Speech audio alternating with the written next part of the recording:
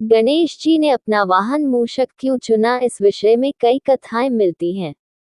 एक कथा के अनुसार गजमुखासुर नामक एक असुर से गजानन का युद्ध हुआ। गजमुखासुर को यह वरदान प्राप्त था कि वह किसी अस्त्र से नहीं मर सकता।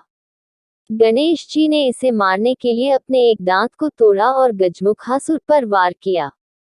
गजमुखासुर इससे घबरा गया और मूषक बनकर भागने लगा। गणेश जी ने मूषक बने गजमुखासुर को अपने पाश में बांध लिया।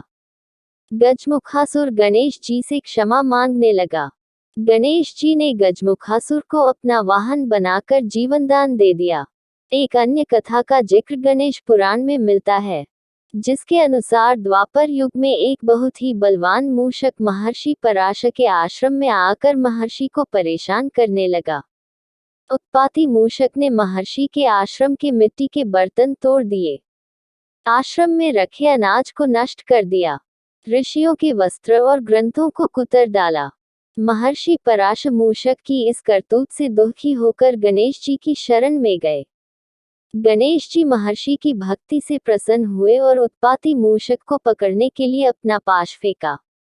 पाश मूषक का पीछा करता हुआ पाताल लोक पहुंच गया और उसे बांधकर गणेश जी के सामने ले आया। गणेश जी को सामने देखकर मूषक उनकी स्तुति करने लगा।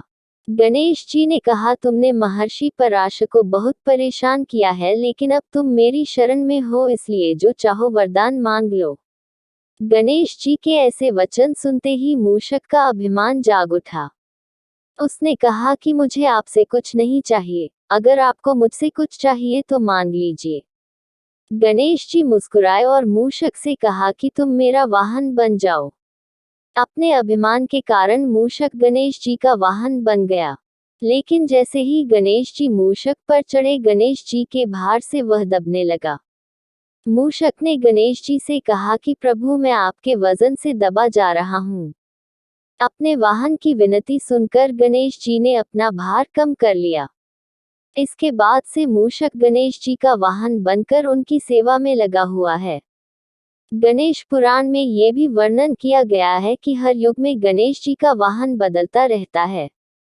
सतयुग में गणेश जी का वाहन सिंह है, त्रेता युग में गणेश जी का वाहन मयूर है और वर्तमान युग यानी कलियुग में उनका वाहन घोड़ा है।